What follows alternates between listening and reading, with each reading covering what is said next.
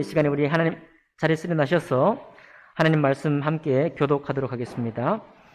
하나님 말씀은 골로새서 1장 13절부터 23절에 있는 말씀이 되겠습니다. 신약 성경 약 324쪽 가량이 있군요.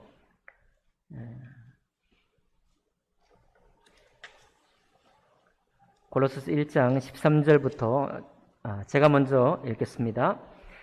그가 우리를 흑암의 권세에서 건져내사 그의 사랑의 아들의 나라로 옮기셨으니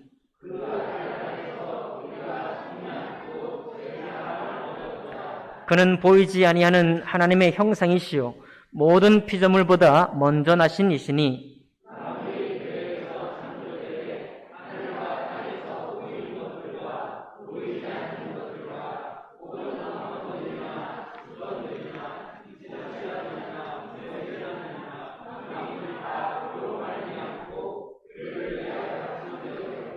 또한 그가 만물보다 먼저 계시고 만물이 그 안에 함께 섰느니라.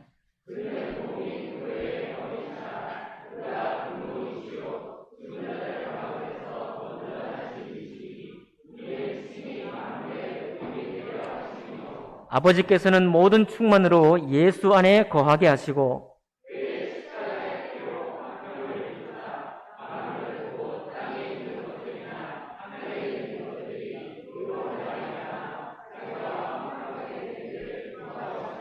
전에 악한 행실로 멀리 떠나 마음으로 원수가 되었던 너희를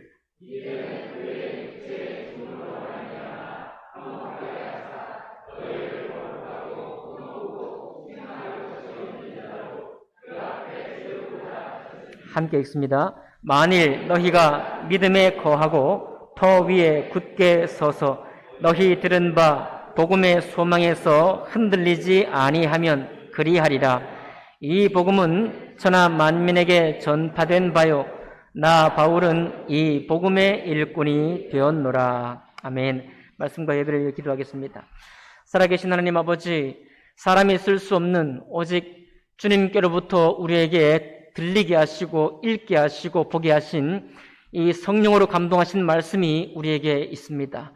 아버지 하나님, 이 말씀을 통해서 주님 영광 받으시고 또 우리의 심령 속에 이 말씀을 성취하시고 이 말씀을 이루셔서 하나님 그 사랑을 우리 속에서 참 만끽하며 누리며 그분의 사랑을 느끼며 살아가는 저희들 될 수 있도록 축복하여 주시옵소서.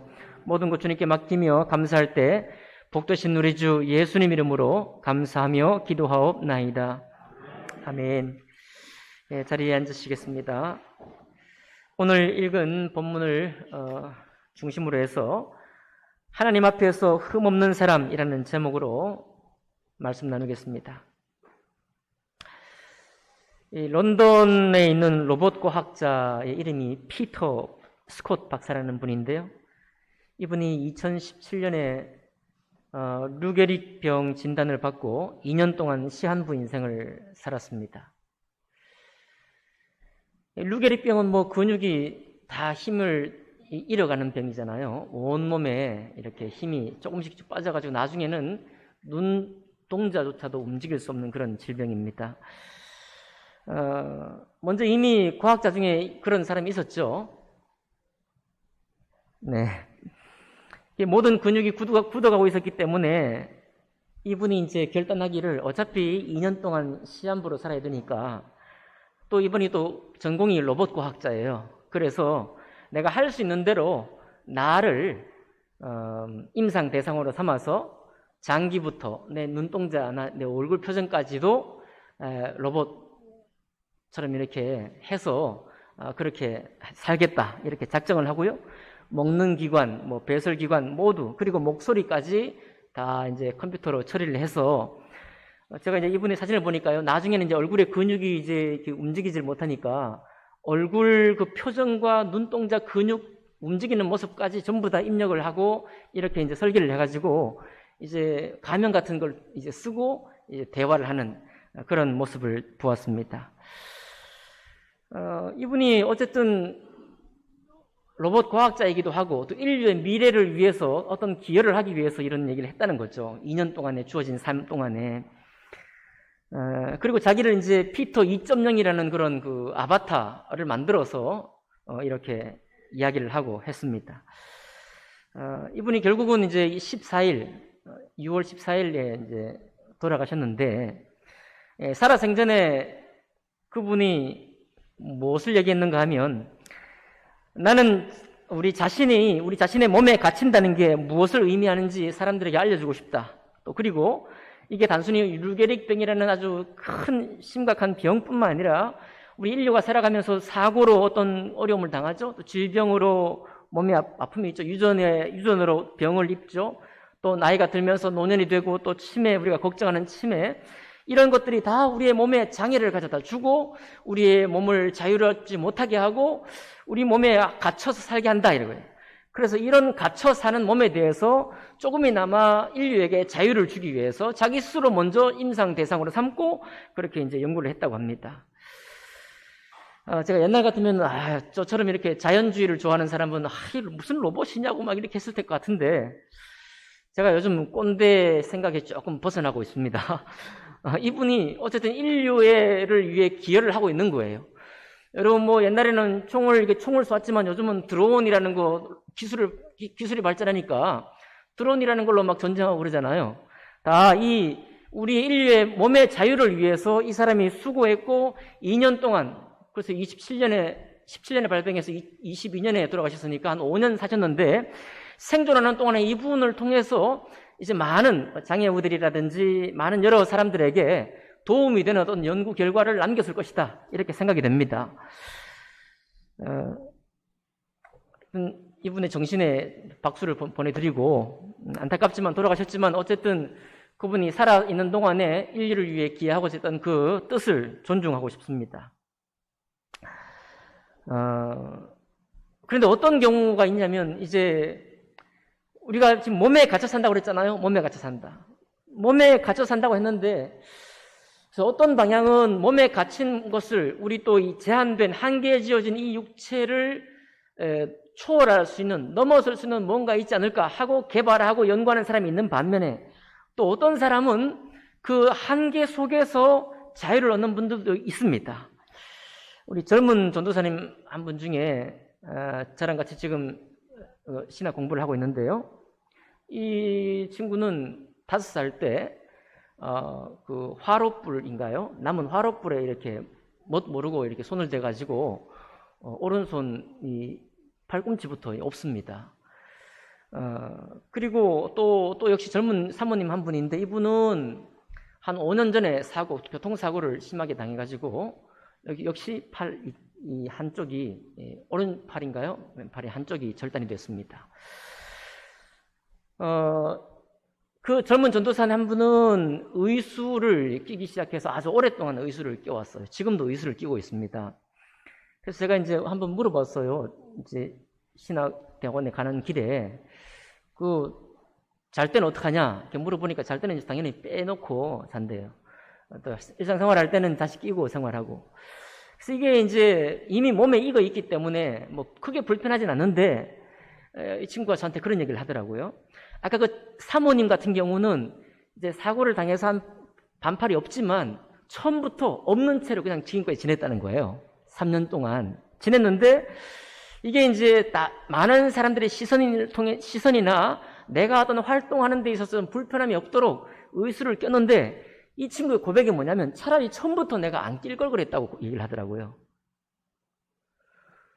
왜냐하면 그 사모님이 사고 후에 3년 동안 이 의수도 안 끼고 그냥 없는 채로 살았는데, 이게 그냥 적응을 한다는 거죠. 다른 사람들도, 주변에 있는 사람들도 팔 하나 없는 채로 있는 나를 적응을 하고 그대로 자연스럽게 보고 서로 이렇게 교제하는데, 이제 의수를 끼고 내가 생활해서 어떤 부분에서는 도움이 되지만, 이게 혼자 많은 사람들도 이제 의수를 끼고 있다는 걸 알고 있는 거죠. 그런데 자기 스스로 불편한 거예요.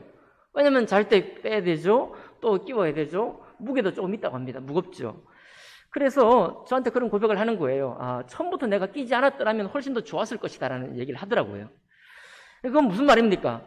신체에 억압된 것이, 또 신체에 불편함이 있지만 그 불편한 채로 그대로 내가 나를 받고 그대로 인정하고 그렇게 살아가는 속에서도 자유를 얻을 수 있다는 거죠.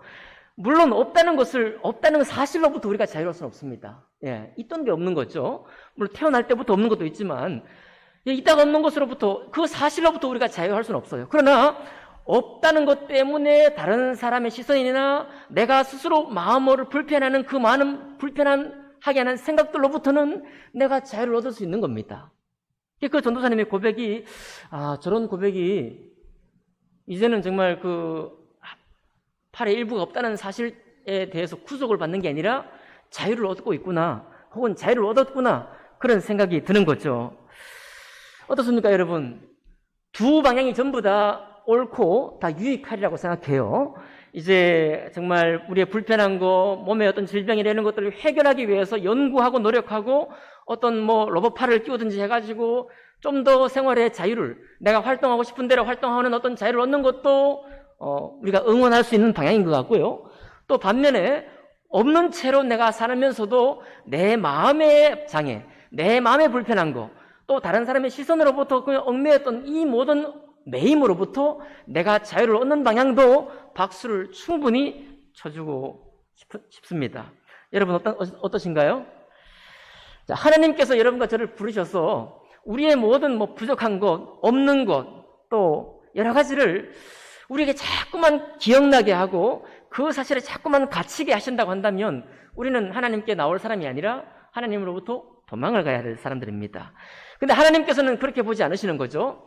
하나님은 그렇게 보지 않으십니다. 그런데 우리는 이상하게 날 때부터 무언가에 얽매여 있다는 사실을 떨쳐버릴 수가 없습니다. 제가 또 몇 가지 얘기를 들어보니까요, 요즘 사람들이, 특별히 젊은 사람들인데요, 돈을 제일 많이 쓰는 장소가 옛날에는 백화점이 돈을 많이 썼겠죠.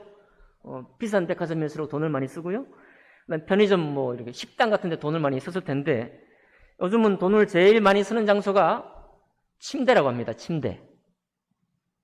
침대 사는데 돈을 많이 쓰는 게 아니라 침대 위에서 누워가지고 스마트폰으로 모든 것을 구입할 수 있으니까 돈을 제일 많이 쓰는 장소가 침대 위라는 거예요. 거실, 소파 이런 데서 돈을 제일 많이 쓴다고 합니다.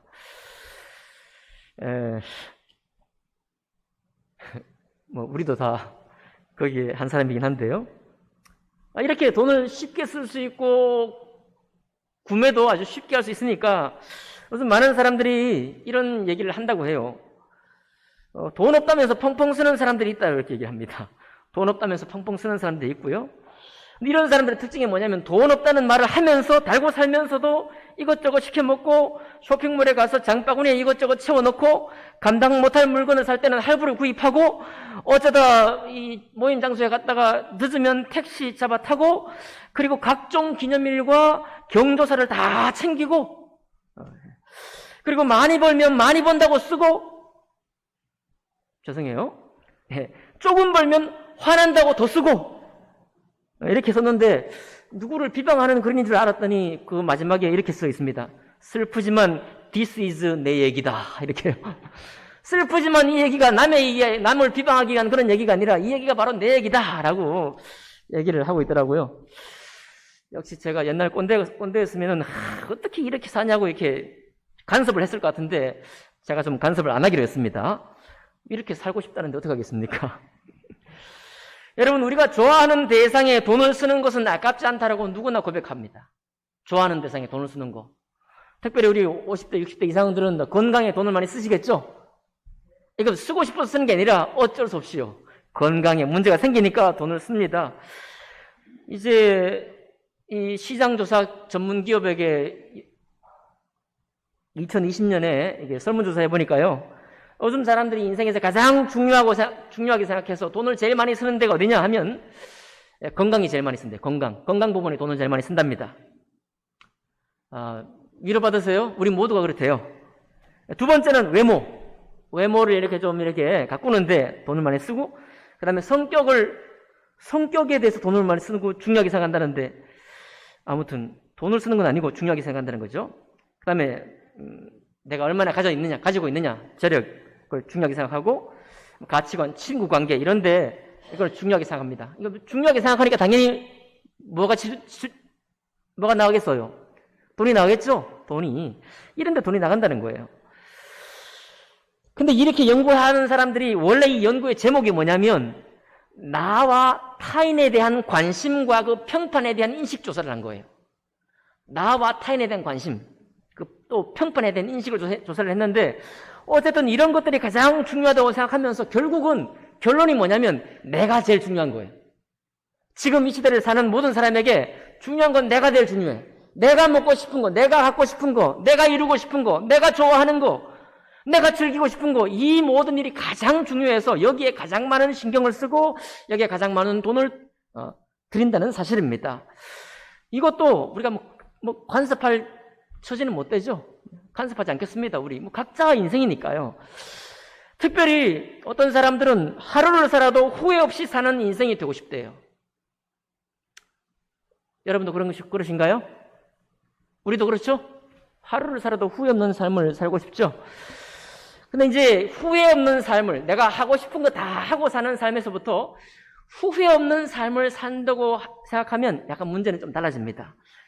이 사람들은 뭘 선택하는가 하면, 야, 내가 뭘 해야 후회 없는 삶을 살까? 막 열심히 생각해 보니까요, 유명한 사람들의 했던 말들도 생각하는 거죠.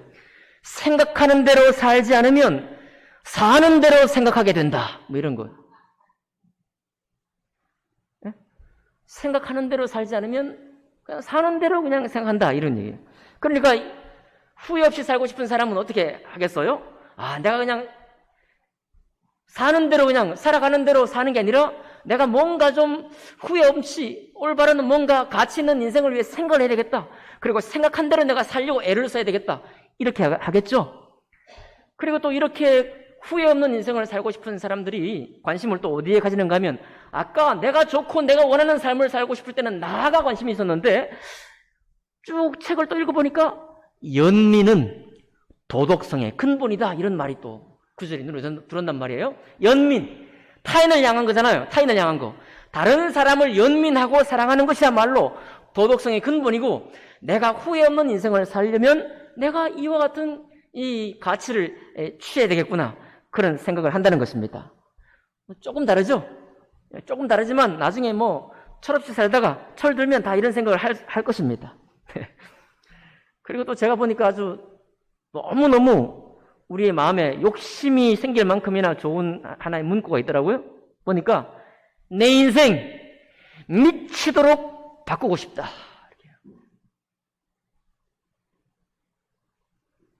여러분 인생에 만족하십니까? 모두 만족하지 않으시면은 이 모토가 너무 다가오지 않습니까? 내 인생 미치도록 바꾸고 싶대요. 근데 인생을 바꾸려고 하니까 뭘 어떻게 되느냐? 이게 또 문제가 또 달라져요. 이분은 4가지를 말했는데 듣고 계십니까? 불편한 현실에 불평하기보다는 보석 같은 삶의 가치를 발견하는 게 중요하다. 약간 훈수를 두고 있습니다. 자, 2번째. 아까 처음에는 불편한 거라 했죠? 2번째. 불필요한 것들 중에도 가치를 발견하기 위해서, 불필요한 것 중에도 가치를 발견하기 위해 땀을 흘리는 사람.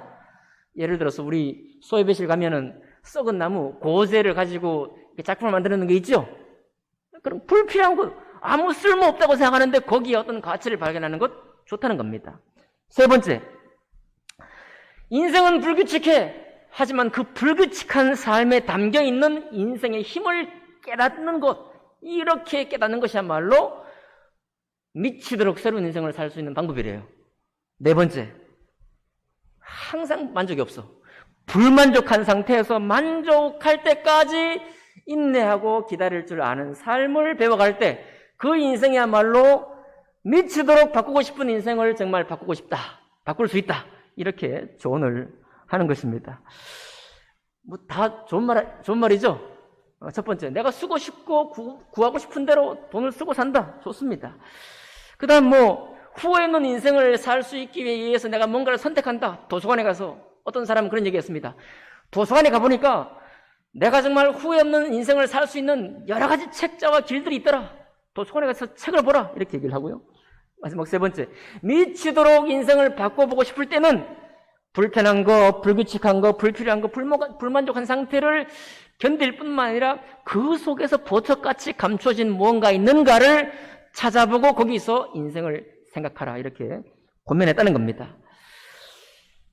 다 좋은 것 같아요. 다 좋은 것 같아요. 근데 여러분, 우리 인생에서 중요한 거는 뭘 하고 안 하고의 문제는 아닌 것 같아요. 뭘 얻고 못 얻고의 문제도 아닌 것 같습니다. 우리가 젊은 날에 여기 정말 집착되어 있고 계속해서 이것을 추구하겠지만 그거 아닌 것 같아요. 제일 황당할 때는 언젠가 하면 모든 것이 괜찮습니다. 모든 것이 내 원대로 할 수도 있어. 돈을 쓸 수도 있고요.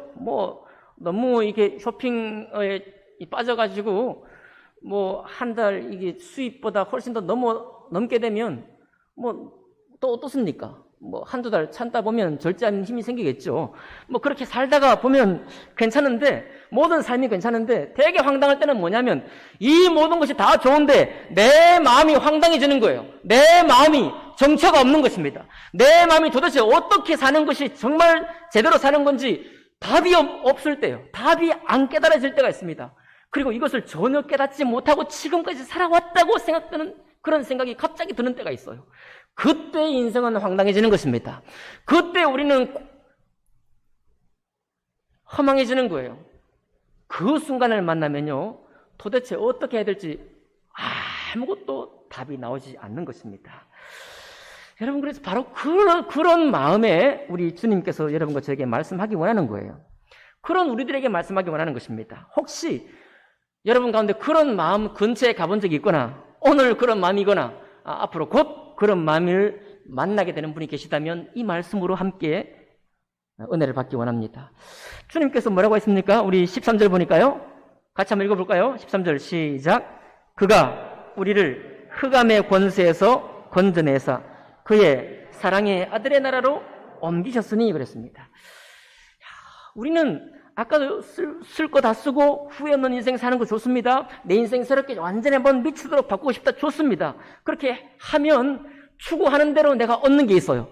추구하는 대로, 돈 쓰는 대로 내가 갖고 싶은 거 얻고요. 후회 없는 인생을 추구하는 대로 다른 사람의 귀한 격언들도 마음에 새기고 열심히 살 겁니다. 네, 인생을 새롭게 바꾸고 싶을 때 아까 고면했던 것처럼 불편한 것 중에도 찾고, 불필요한 것 중에도 가치를 찾고, 네, 만족하지 못할 때도 인내하며 살고 하다 보면 거기서 얻을 수 있는 게 있어요. 그런데 이상하게도 주님은 뭐라고 말씀하시는가 하면 흑암의 권세에서라고 말하고 있습니다.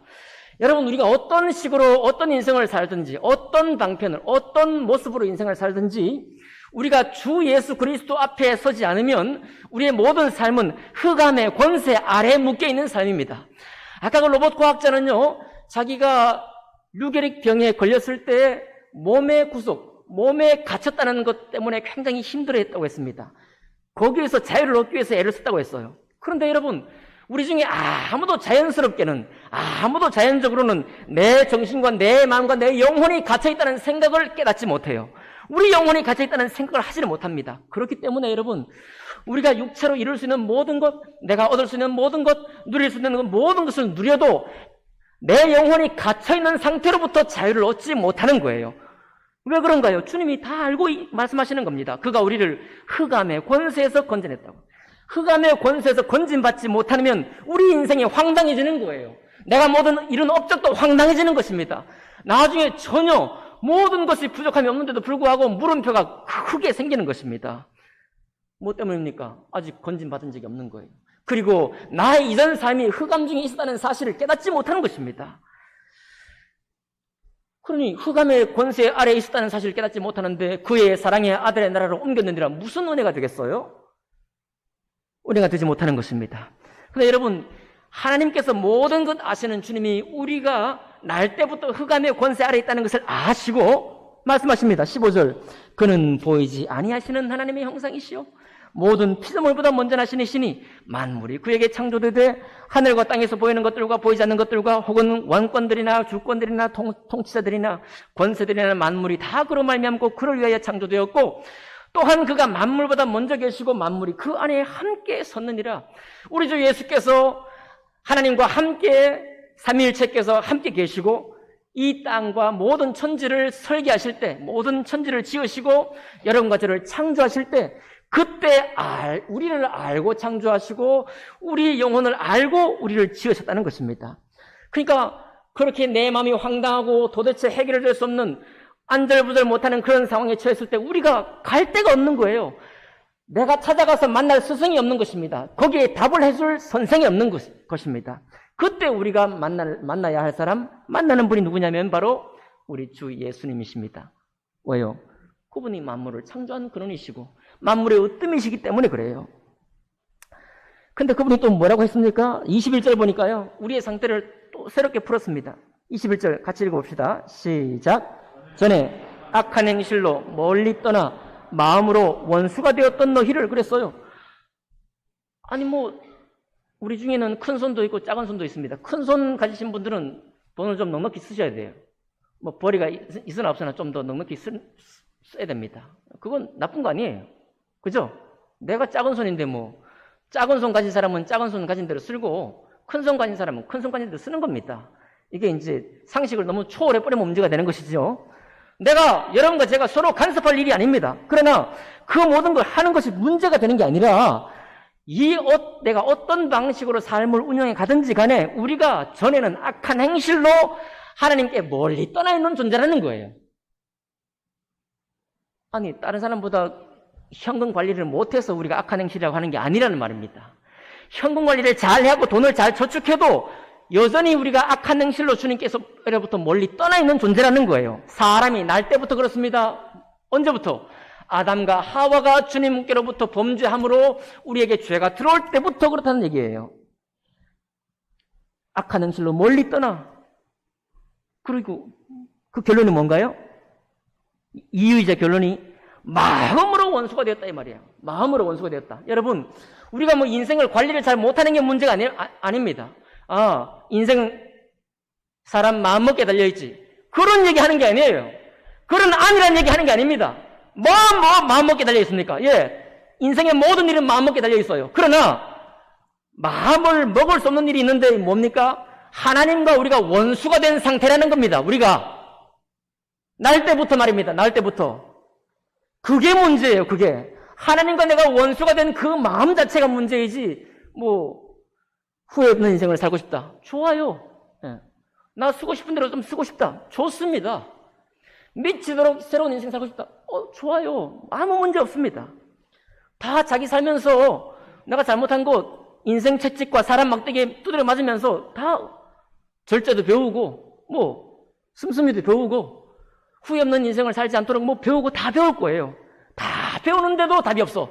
다 배우는데도 답이 없는 이유가 뭐냐면 마음이 하나님과 원수가 되어 있기 때문입니다. 이걸 뭐라고 해야 돼요? 제가 어제 우리 제 식구 중에 중학교 동창 친구를 만나서 한 12시간 이렇게 좋은 시간을 가지고 왔어요. 저한테 얘기했습니다. 정말 무해한 친구들이다. 12시간 놀아도 재밌는 거예요. 좋은 것입니다. 하나님과 원수가 됐던 사람이 우리가 주님을 만났다는 말은 뭐냐면 뭐라고 했습니까? 나중에 보니까 이제는 그의 육체의 죽음으로 말미암아 화목하게 하사 너희를 거룩하고 흠없고 책망할 것이 없는 자로 그 앞에 세우자. 하나님이 나에게 무해하실 뿐만 아니라 백해무익한 것이 아니라 무해백익하신 분이 하나님이시다. 하나님을 좋아한다는 거예요. 하나님을. 전에는 하나님을 싫어했고 하나님이 뭐라고 하는지 자꾸만 내 인생에 간섭하시는 것 같고 말이죠. 목사님 얘기 들어보니까 자꾸 해라 하지 말라 이런 얘기 들으니까 아주 그냥 그렇고, 또 세상 살다 보니까 말라기 있어요. 고백처럼 말이죠. 하나님이 살아계시다고 하면서 왜 하나님이 공의를 나타내지 않느냐 말이죠. 나처럼 열심히 살려고 하는 사람은 이렇게 힘들고, 아니 저렇게 그냥 자기 멋대로 사는 사람은 돈 많이 벌고 그냥 잘 살고 하나님이 살아계시냐 말이죠. 이런 질문을 이스라엘 사람들이 수천 년 동안, 수백 년 동안 계속했던 거 아닙니까? 이런 이야기를 오늘날 우리도 한다는 거예요. 그런데 여러분, 마음으로 원수가 됐다는 사실을 우리가 깨달아야 합니다. 근데 그런 우리를 하나님을 즐거워하고 하나님을 기뻐하고 주님 말씀을 사모하는 데까지 우리를 인도하시는 분이 예수님이십니다.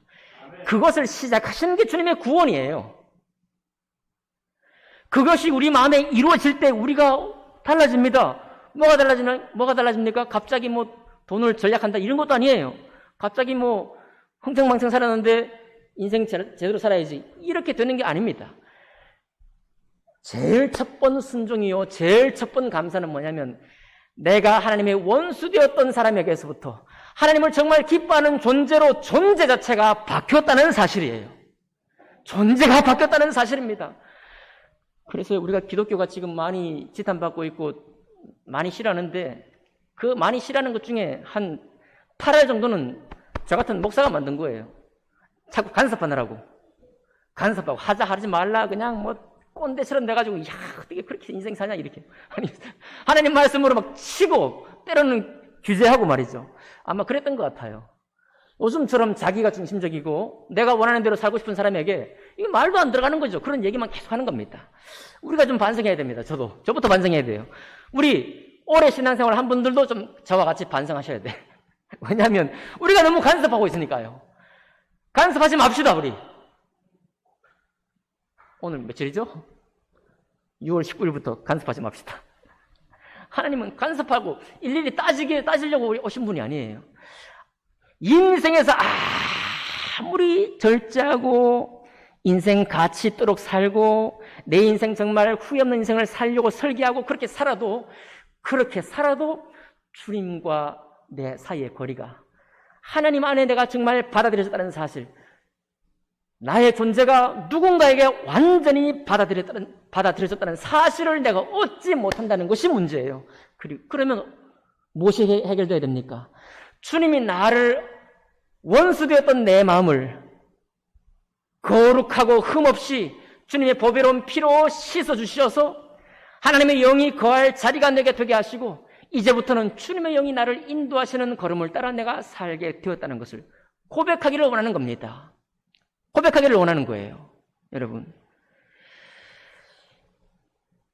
그게 바로 주님께서 하신 말씀입니다. 그의 십자가의 피로 화평을 이루사니 만물고 땅에 있는 것들이나 하늘에 있는 것들이 그로 말미암아 자기와 함께 화목되기를 기뻐하심이라. 하나님을 기뻐하는 사람이에요. 하나님 말씀을 기뻐하는 사람입니다. 뭘 하라 하지 말라는 게 아니고요. 뭐가 되라 되지 말라도 아닙니다. 물론 여러분 열심히 돈 벌어가지고 주님 앞에 11조 드려야지. 돈 쓰는데 절제를 배우시려면 11조부터 드려야 돼. 하시든지 말든지 상관하지 않겠습니다. 그러나 중요한 건 뭐냐면 하든 하지 않든 여러분 정말 하나님과 화목하셨습니까? 하나님과 화목하셨습니까? 내가 정말 악한 행실로 마음 자체가 주님께부터 원수가 되었다는 사실을 기억하십니까? 인정하십니까? 흑암의 권세 아래 살았다는 것까지 인정하십니까? 아니면 그냥 세상 살았다, 다른 사람들보다 똑같이 세상 살았다가 나는 교회 생활을 시작했다, 이걸로 그냥 끝입니까? 주님은 분명히 말씀하십니다. 주님 농담하시는 게 아니잖아요. 우리 인생에 꼭 필요한 말씀을 하시는 거예요. 그래서 여러분 흑암의 권세에서 주님이 우리를 건져내셨습니다. 아멘인가요? 아멘. 그리고 그분의 사랑의 아들의 나라를 옮기셨어요. 그분의 사랑의 나라를 옮겼기 때문에 좀 더 과도하게 말하면 여러분은 돈이 흥청망청 쓰든지 후회 없는 인생을 살기 위해서 열심히 애를 쓰든지 아니면 인생 정말 새롭게 하기 위해서 죽을 때까지 재미나게 살겠다, 그렇게 작정하고 살든지 그 모든 것이 원칙적으로는 문제가 되지 않습니다. 원칙적으로는 그것이 주님께서 가타부터 하기를 원하는 문제가 아니에요. 가장 원칙적으로 우리를 만나기 원하시는 바로 그분은 뭐냐면 좋다, 너 원하는 대로 살았다, 좋다 이거예요. 그러나 너는 하나님과 화목되어 있지 못하다는 거, 그것 때문에 황당할 때가 있을 것이다, 기가 막힐 때가 있을 것이다. 네. 그 말씀을 우리 주님이 여러분과 저에게 하기 원하는 것입니다. 아까 제가 한 전도사님과 한 사모님 얘기를 드렸습니다. 우리는 글쎄요, 저도 안 겪어봐가지고 몰라요. 있던 팔이 없어진다는 것이 어떤 느낌인지 모릅니다. 제가 그때 교통사고를 났을 때 바로 우리 일산에 있는 사역자입니다. 제가 방문 못했어요. 사모님인데다가 애들 셋이 있습니다. 그런데 피아노 전공자예요. 피아노도 못 칩니다. 교회 목회를 하고 성배해야 되는데 이 사모님이 할 수 있는 게 별로 없는 거예요. 제가 가서 뭐라고 위로해야 될지 말이 없는 거예요. 최근에 신대원에서 다시 만났습니다. 아주 전혀 기쁜 얼굴로 이렇게 서로 인사를 나누게 됐는데요. 비유하자면, 굳이 우리 인생의 비유를 끌어보자면 그런 겁니다. 내가 없는 거, 그것 때문에 아파하는 거, 내가 그것 때문에 인생이 자유할 수 없는 거, 내가 그것 때문에 다른 사람 앞에 다른 사람이 나를 어떻게 볼까 신경 썼던 거, 그 수많은 시간들, 그 수많은 고민들로부터 없어도 자유하고, 쓸 돈이 없어도 내가 불편하지만 자유하고 말이죠. 사람들로부터 어떤 평가를 받든지 간에 주님이 만물을 창조하시고 만물 안에 계시고 보이는 것들과 보이지 않는 것들 다 그 안에 계시고 만물들 먼저 계시고 교회의 머리 되신 우리 주 예수 그리스도와 내가 친구가 되었고 내가 그분과 하나가 되고 화목이 되었다면 나는 만족합니다. 라고는 고백이에요. 그 고백이 일을 하기 시작합니다. 그 고백이 우리 속에 일하기 시작하는데 어제 우리 부친님 세 분하고 제가 어제 좋은 시간 가졌습니다. 아무튼 제가 과제가 지금 많아가지고 아주 바쁜데 우리 부친님이 오셨어요. 전화하셔갖고 또 한 분 부친을 데리고 오셨어요. 세 분이 모여가지고 1시간, 2시간 동안 얘기했습니다. 좋으셨죠? 제가 바쁜 건 제가 바쁜 거고 우리 부친들 아주 좋은 시간 가졌어요. 근데 저녁에 전화가 딱 왔습니다. 목사님 제가 내일 어떤 일로 교회를 못 갈 것 같습니다. 예, 알겠습니다. 하고 아침에 딱 왔는데 그분이 오셨어요. 어찌 오셨습니까? 라고 물어보니까 새벽 3시 반에 잠이 깼다는 거예요. 오늘 주일 아침에 오전에 할 일이 있었는데 새벽 3시 반에 잠을 깨우시더래요, 주님이. 그래가지고 밥을 일찍 차려 먹고 주일 오전에 해야 될 일들을 다 끝내고 보니까 시계 딱 보니까 8시 반이더래요. 아침 8시 반에. 그거를 그냥 교회 가야 된다고 억지로 하는 거 하기보다는 주님이 깨우시잖아요. 아멘 합시다. 날 만나러 와야지. 나와 교제해야지. 인생의 가장 소중한 소망, 나와 함께 있어야지 하면서 주님이 깨운 거 아닙니까? 주님이 먼저 일하게 하시고 그리고 오늘 예배에 함께 나오셨습니다. 감사해요. 여러분, 주님이 우리에게 자유를 준다는 건 아마 비유컨대 이와 같은 모습일 것 같아요. 물론 우리가 애쓰고 노력하는 바가 아주 없어야 된다는 그런 건 아닙니다. 물론 그것도 필요해요. 그러나 정말로 여러분 믿으십시오. 성령 하나님이 우리를 이끌어 가십니다. 할렐루야죠? 성령 하나님이 내가 그 다음 스텝에 무엇을 해야 될지 이끌어 가십니다. 내 욕심으로 그 주님의 음성을 듣는 것을 막지만 않는다면. 이해하셨죠? 흑암의 권세 아래서 건진 받으셨나요? 내 마음이 하나님과 원수였던 삶에서부터 주 예수의 은혜를 통해서 그분을 내가 믿음으로 하나님이 나를 사랑하시고 내가 어떤 행실을 하든지 주님이 나를 기뻐하신다는 이 고백 가운데서 자유함 얻었나요? 영혼이 얽매였던 상태에서부터 영혼의 자유를 얻었나요? 자유를 얻기 바랍니다. 그런 고백이 오늘 이 예배 가운데 여러분 삶에 시작되고 그리고 계속된다고 한다면 여러분과 저는 비록 삶의 어려움 가운데서 얼굴 찌푸리고 괴로워하고 눈물로 호소할 때가 있을지라도 우리 마음의 근본은 주님 앞에 나온 기쁨과 감사로 채워질 것입니다. 여러분과 제가 그렇게 되기를 원합니다. 하나님이 우리를 부욕해 하십니다. 우리의 정신적인 얽매임, 육체의 얽매임, 영혼의 얽매임으로부터 주님이 우리를 부욕해 하셔요. 왜냐하면 그게 바로 주님이 우리를 지으신 창조주의 뜻이기 때문에 그렇습니다. 당신의 뜻이 그렇기 때문에 우리가 부유하게 될 수밖에 없는 것입니다. 오늘 말씀 가운데서 여러분 함께 자유를 누리고 주님의 은혜를 찬양하는 여러분과 제가 되기를 주님 이름으로 축복합니다. 기도하겠습니다.